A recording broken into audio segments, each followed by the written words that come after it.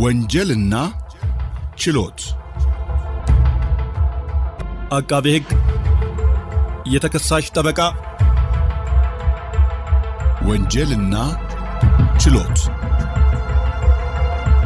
የወንጀል ምንነትና የወንጀል ህጎችን በዝርዝር የሚመለከት የሬዲዮ ፕሮግራም ነው። ዘወትር ቅዳሜ ከ10 ሰዓት ከ40 ጀምሮ በፋና ሚዲያ ኮርፖሬሽን FM 105.3 ላይ ይደመጣል።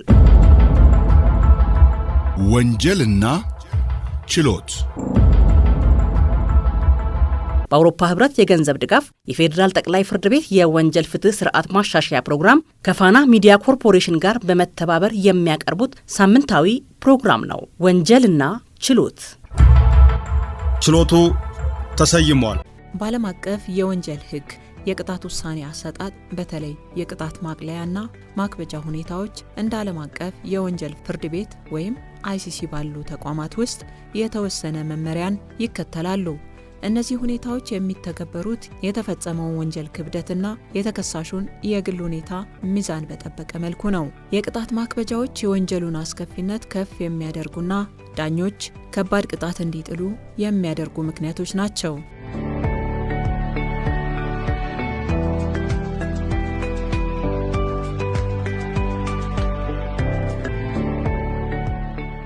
በኢትዮጵያ የወንጀል ህግ ዳኞች የቅጣት ውሳኔ ሲሰጡ ፍትሐዊነትን ለማረጋገጥ እንዲችሉ ሰፊ የስልጣን ክልል ይሰጣቸዋል። ህጉ ወንጀሉ የተፈጸመበትን ሁኔታና የተከሳሹን ማንነት መሰረት በማድረግ ቅጣቱ ዝቅ እንዲል ወይም ከፍ እንዲል የሚያስገድዱ ግልጽ ድንጋጌዎችን አስቀምጧል። እነዚህ ምክንያቶች በዳኛው የግል ስሜት ሳይሆን በህጉ ውስጥ በተቀመጡት መስፈርቶች መነሻ ተመዝግበው ለፍርድ ቤቱ ውሳኔ መሰረት ይሆናሉ። የቅጣት ማቅለያ ምክንያቶች ዓላማቸው ተከሳሹ ወንጀሉን እንዲፈጽም የሚያስገድዱትን ሰብአዊና ማህበራዊ ሁኔታዎች ከግምት ውስጥ በማስገባት ለተከሳሹ እድል መስጠት ሲሆን እነዚህ ምክንያቶች ሲሟሉ ዳኛው በህጉ ከተቀመጠው ዝቅተኛ ቅጣት በታች ዝቅ ብሎ እንዲወስን አንቀጽ 179 ይፈቅድለታል። በተቃራኒው የቅጣት ማክበጃ ምክንያቶች ወንጀለኛው ለህብረተሰቡ ያለውን አደገኛነትና የወንጀሉን አፈጻጸም ጭካኔ የሚያሳዩ ናቸው። እነዚህ ሁኔታዎች ሲኖሩ ቅጣቱ ወደ ከፍተኛ ጣሪያ እንዲጠጋ ያደርጋል። ሰላም አድማጮች፣ የወንጀልና ችሎት ዝግጅታችን መደመጥ ጀምሯል። የዕለቱ ርዕሰ ጉዳይም የቅጣት ማቅለያና ማክበጃን ከወንጀል ህጉ እንዲሁም ከወንጀለኛው ተጨባጭ የምንዳስስ ይሆናል። ምህረት ሙልጌታ ነኝ። በዕለቱ ርዕሰ ጉዳያችን ላይ የህግ ማብራሪያ የሚሰጡንን የህግ ባለሙያም ጋብዘናል። ችሎቱ ተሰይሟል። አበባው ሲሳይ ይባላለሁ። በኢፌዴሪ ፍትህ ሚኒስቴር የንቃተ ህግ ትምህርትና ስልጠና ዳይሬክቶሬት ውስጥ አቃቤ ህግ ነኝ። የቅጣት ማቅለያና የቅጣት ማክበጃ የምንላቸው በወንጀል ህጋችንና በቅጣት አወሳሰን መመሪያችን በግልጽ ተደንግጎ የሚገኝ ነው። ፍርድ ቤቶችም የቅጣት ውሳኔን በሚወስኑበት ሰዓት ወይም ደግሞ የቅጣት ውሳኔ ከመወሰናቸው በፊት እነዚህን ቅጣት ማቅለያና የቅጣት ማክበጃዎች ግምት ውስጥ ማስገባት እንዳለባቸው የወንጀል ህጋችንና የቅጣት አወሳሰን መመሪያ ቁጥር 3/2017 በግልጽ ተደንግጎ የምናገኘው ነው ማለት ነው።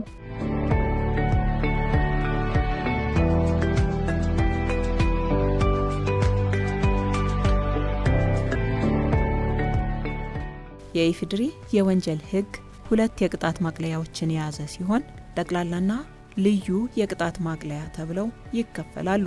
ጠቅላላ የቅጣት ማቅለያ የሚባሉት ደግሞ በወንጀል ህጉ አንቀጽ 82 የተደነገጉ ሲሆኑ በኢፌዴሪ የወንጀል ህግ አንቀጽ 82 መሰረት አንድ ተከሳሽ ጥፋተኛ ሆኖ ቢገኝም ቅጣቱ እንዲቀልለት የሚያደርጉ 5 ጠቅላላ ሁኔታዎች ስለመኖራቸውም ጠቆሙን።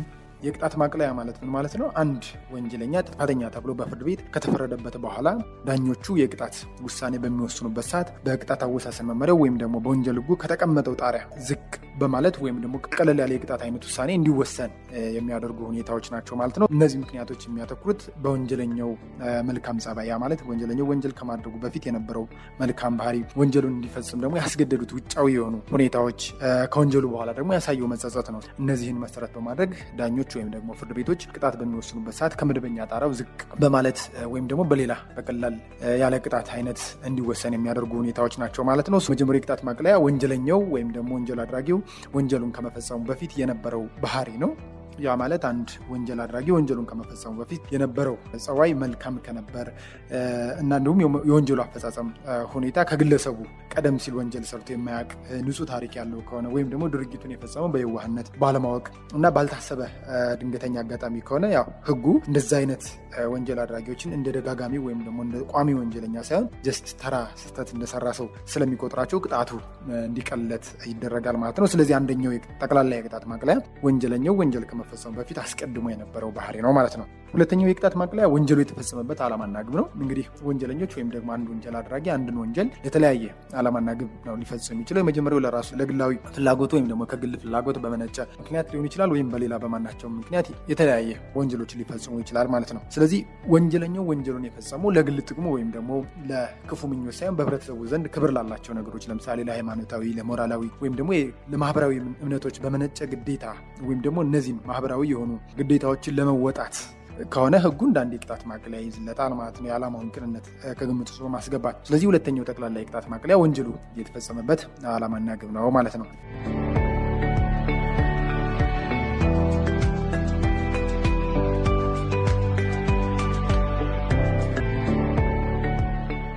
ሶስተኛው ማቅለያ ወንጀለኛው ድርጊቱን እንዲፈጽም ያደረገው ውጫዊ ተጽዕኖዎችና ፍርሃት ናቸው። አንድ ሰው በከፍተኛ የህሊና ስቃይ፣ በችግር ወይም ሊቃወም በማይችል ከባድ አደጋ በፍርሃት ተውጦ ወንጀል ቢፈጽም ወይም ደግሞ ሊታዘዘው በሚገባው የበላይ አካል ግፊት ድርጊቱን ካከናወነ በነጻ ፈቃዱ እንደፈጸመ ተቆጥሮ አይቀጣም።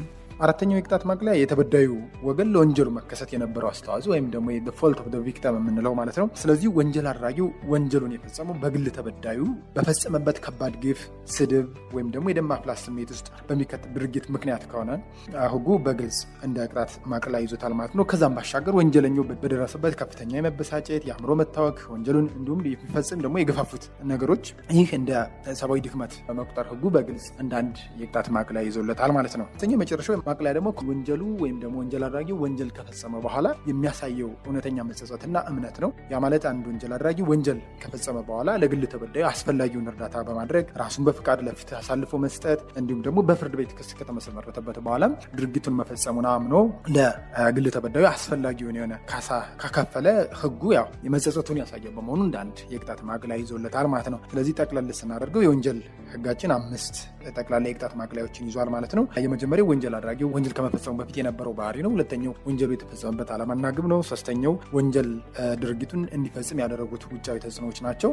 አራተኛ ደግሞ ለወንጀል መፈጸሙ የግል ተበዳዩ ወይም ቪክቲሙ የነበረው አስተዋጽኦ እና አምስተኛው ደግሞ ወንጀል አድራጊው ወንጀል ከፈጸመ በኋላ ያሳየው መጸጸት ህጉ በግልጽ እንደ ጠቅላላ የቅጣት ማቅለያ ይዟቸዋል ማለት ነው። ስለዚህ እነዚህ 5 የወንጀል ህጋችን አንቀጽ 82 የተጠቀሱ የቅጣት ማቅለያዎች ተሟልተው በሚገኙበት ሰዓት ፍርድ ቤቶች ወይም ደግሞ ዳኞች ቅጣትን በሚወስኑበት ሰዓት በወንጀል ህጉ ወይም ደግሞ በቅጣት አወሳሰን መመሪያው ከተቀመጠው መደበኛ ጣራ ዝቅ በማለት ወይም ደግሞ በሌላ አማራጭ ቅጣት ሊቀጡ እንደሚችሉ በግልጽ ተደንግጎ እናገኘዋለን ማለት ነው። ሌላኛው ልዩ የቅጣት ማቅለያ የምንለው ነው። በወንጀል ህጋችን አንቀጽ 83 ተደንግጎ የምናገኘው ነው። ይህ ደግሞ አንድ ሰው የቅርብ ስጋ ወይም ደግሞ የጋብቻ ዘመዱ ሊሆን ይችላል ወይም ደግሞ ሌላ በጣም ቅርብ ጓደኛውን ከቅጣት ከውርደት ወይም ደግሞ ከከባድ አደጋ ለመከላከል ሲል በህግ እንዳያደርግ የተከለከለውን ነገር ያደረገ ከሆነ ወይም ደግሞ ማድረግ ያለበትን ነገር ያላደረገ ከሆነ ህጉ እነዚህ ሰዎች መካከል ያለውን ሪሌሽንሽፕ ወይም ደግሞ ግንኙነት ግምት ውስጥ በማስገባት እንዳንድ የቅጣት ማቅለያ ይዟል ማለት ነው። ስለዚህ የወንጀል ህጋችን 2 አይነት የቅጣት ማቅለያዎች አሉ ማለት ነው። የመጀመሪያው ጠቅላላ የቅጣት ማቅለያ የምንላቸው ናቸው። እነዚህ 5ቶቹ አስቀድሜ የዘረዘርኳቸው አንቀጽ 82 ላይ የተቀመጡ ናቸው። ልዩ የቅጣት ማቅለያ የምንለው ደግሞ የወንጀል ህጋችን አንቀጽ 83 የተደንገገው ማለት ነው። ስለዚህ እዚህ ጋር ልብ ሊባል የሚገባው ነገር ግን እዚህ ጋር አንቀጽ 82 እና 83 የተጠቀሱ ወይም ደግሞ የተዘረዘሩት የቅጣት ማቅለያዎቹ ወንጀል አድራጊው በተከሰሰበት የህግ ድንጋጌ እንደ ማቋቋሚያ ተደርገው ተወስደው ከሆነ በድጋሜ እንደ ቅጣት ማቅለያ ሊያዝ እንደማይችሉ የወንጀል ህጋችን በግልጽ ደንግጎ እናገኘዋለን ማለት ነው። ስለዚህ የቅጣት ማቅለያን በተመለከተ እነዚህ ናቸው ማለት ነው።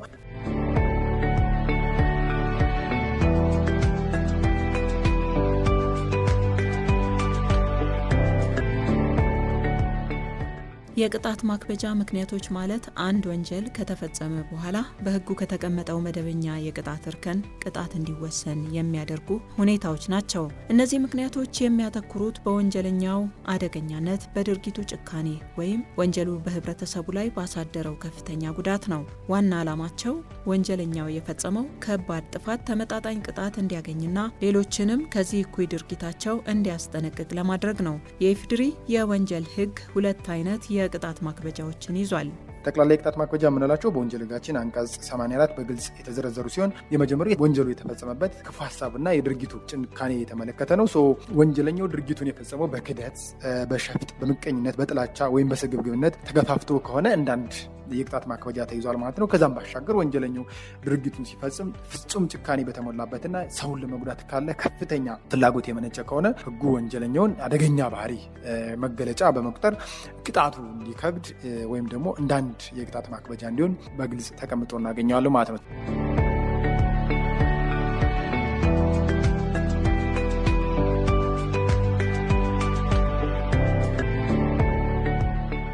ሁለተኛው የቅጣት ማክበጃ ወንጀል ሕጋችን ያስቀምጠው ስልጣንን ወይም ደግሞ ኃላፊነትን ያላግባብ መጠቀም ነው። ወንጀለኛው የተሰጠውን የመንግስት ስልጣን ወይም ደግሞ ኃላፊነት ወይም ደግሞ የስራ ድርሻ፣ ልዩ እምነትና ኃላፊነት ለወንጀል መፈጸሚያ ካዋለው ይህ ድርጊት የህዝብና የመንግስትና አሜኔታ የሚሸረሽር በመሆኑ ሕጉ በግልጽ እንዳንድ የቅጣት ማክበጃ ይዞታል ማለት ነው። ስለዚህ ሁለተኛው የቅጣት ማክበጃ ስልጣንን ወይም ኃላፊነትን ያላግባብ መጠቀም ነው ማለት ነው። ሶስተኛው የወንጀለኛው ማንነትና የወንጀሉ አፈጻጸም ዘዴ። ያ ማለት ለምሳሌ ያስቀድመን ምን ብለናል? አንድ ወንጀል አድራጊ ወንጀል ከመፈጸሙ በፊት ሌላ ወንጀል የማይፈጽሙ የማያውቅ ከሆነ ወይም ወንጀልን የፈጸመው በየዋህነት ባለማወቅ ከሆነ እንዳንድ የቅጣት ማቅለያ ይዘንለታል። ነገር ግን በተገላቢጦሽ ወንጀል አድራጊው በተደጋጋሚ ወንጀል የሚፈጽም ከሆነ ቋሚ ወንጀለኛ ወይም ደጋጋሚ ወንጀለኛ ከሆነ ሕጉ እንደ ቅጣት ማክበጃ ይዘዋል ማለት ነው። ከዛም ባሻገር ደግሞ ወንጀሉ የተፈጸመበት መንገድ ለምሳሌ በሌሊት ሁከት በመፍጠር ሊሆን ይችላል፣ ወይም ደግሞ የተለያዩ አደገኛ የሆኑ ጦር መሳሪያዎችን በመጠቀም የተፈጸመ ወንጀል ከሆነ ይህ የወንጀለኛውን አደገኝነት የሚያሳይ በመሆኑ ሕጉ በግልጽ እንዳንድ የቅጣት ማክበጃ ይዞታል ማለት ነው። ስለዚህ ሶስተኛው የቅጣት ማክበጃ የወንጀሉ ነው ማንነትና የወንጀሉ አፈጻጸም ዘዴ ነው ማለት ነው።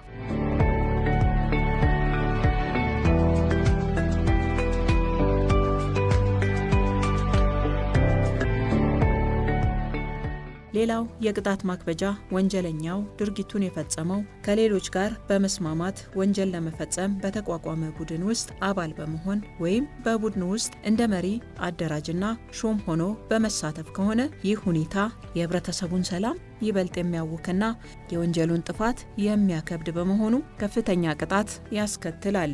ሌላኛው አምስተኛውና የመጨረሻው የቅጣት ማክበጃ የተጎጂ ሁኔታና ልዩ ጥበቃ ነው። ያ ማለት ወንጀል አድራጊው ወንጀሉን የፈጸመው ሕግ ልዩ ጥበቃ በሚያደርግላቸው ሰዎች ላይ ከሆነ እንዳንድ የቅጣት ማክበጃ ተይዟል ማለት ነው። ለምሳሌ ራሳቸውን መከላከል በማይችሉ ሰዎች፣ በህፃናት፣ በአረጋውያን፣ በህመምተኞች ወይም ደግሞ በአካል ጉዳተኞች ላይ ከሆነ ወይም ደግሞ በቅርብ ዘመድ፣ በታራሚ በእነዚህና በመሳሰሉ ወይም ራሳቸውን መከላከል በማይችሉ ሰዎች ላይ እና መንግስትና ሕግ ደግሞ የተለየ ጥበቃ በሚያደርግላቸው ሰዎች ላይ ወንጀል አድራጊዎች ወንጀል በሚፈጽሙበት ሰዓት ሕጉ በግልጽ እንዳንድ የቅጣት ማክበጃ ይዞ እናገኛለን ማለት ነው። ስለዚህ ጠቅለል ስናደርገው ልክ እንደ ቅጣት ማቅለያዎች ሁሉ የወንጀል ሕጋችን 5 ጠቅላላ የቅጣት ማቅለያና 5 ጠቅላላ የቅጣት ማክበጃ ይዟል።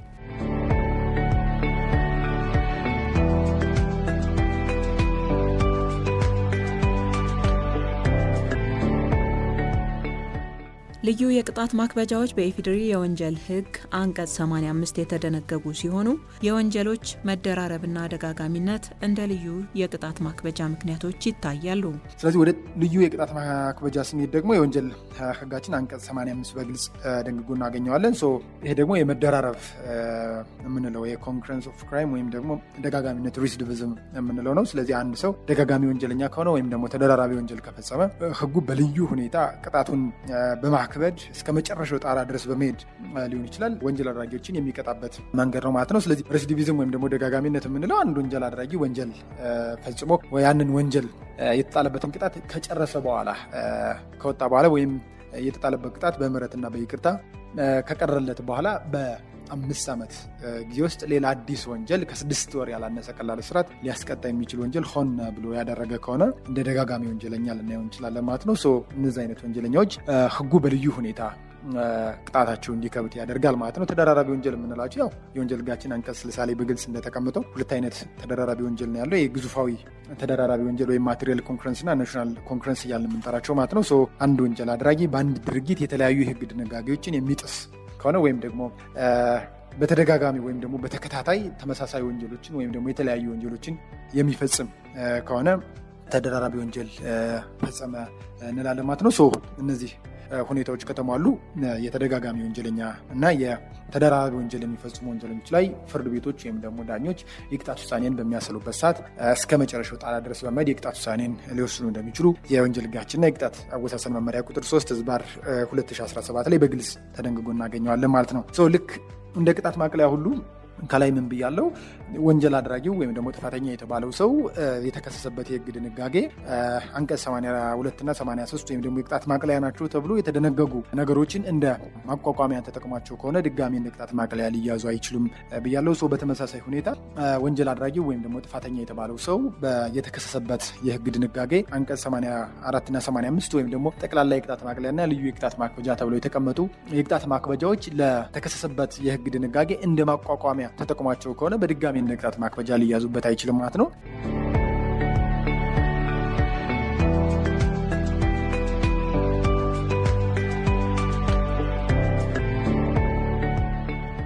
ለምሳሌ 539 ወይም ደግሞ ከባድ የሆነ የሰው ግድያ ወንጀል አለ ከተባለ ወንጀሉ የተፈጸመው በተደራጀ የወንጀል ቡድን ከሆነ እዚያው ማቋቋሚያ ሆኖ ይገኛል ይላሉ አቃቤ ሕጉ። በመሆኑም ድጋሚ የቅጣት ማክበጃ ተደርጎ አይወሰድም። ስለዚህ በአጠቃላይ የወንጀል ሕጉ የወንጀል አድራጊዎችን የቀድሞ ባህሪ፣ ዓላማና ግብ፣ የወንጀል አፈጻጸም ዘዴ ከዚያም ባለፈ የተፈጸመው ወንጀል በማህበረሰቡ ላይ የሚያደርሰውን ጉዳት ከግምት በማስገባት የተለያዩ የቅጣት ማቅለያዎችንና ማክበጃዎችን ደንግጎ እናገኛቸዋለን። እነዚህ የቅጣት ማክበጃዎችም ሆኑ ማቅለያዎች ጠቅላላ የቅጣት ማክበጃ በሚል ተቀምጠዋል።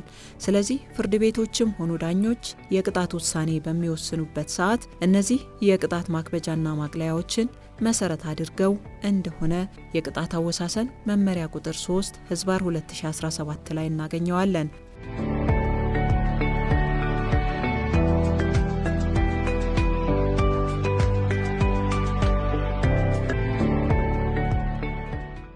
እንግዲህ አድማጮቻችን የዛሬው ፕሮግራማችን በተደመጠው አግባብ አበቃ። ሳምንት በሌላ ርዕሰ ጉዳይ እመለሳለሁ። ምህረት ሙሉጌታ ነኝ። ጤና ይስጥልኝ።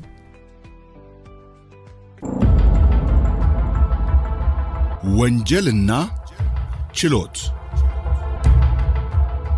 አቃቤ ሕግ የተከሳሽ ጠበቃ ወንጀልና ችሎት የወንጀል ምንነትና የወንጀል ሕጎችን በዝርዝር የሚመለከት የሬዲዮ ፕሮግራም ነው። ዘወትር ቅዳሜ ከ10 ሰዓት ከ40 ጀምሮ በፋና ሚዲያ ኮርፖሬሽን FM 105.3 ላይ ይደመጣል። ወንጀልና ችሎት በአውሮፓ ህብረት የገንዘብ ድጋፍ የፌዴራል ጠቅላይ ፍርድ ቤት የወንጀል ፍትህ ስርዓት ማሻሻያ ፕሮግራም ከፋና ሚዲያ ኮርፖሬሽን ጋር በመተባበር የሚያቀርቡት ሳምንታዊ ፕሮግራም ነው። ወንጀልና ችሎት። ችሎቱ ተሰይሟል።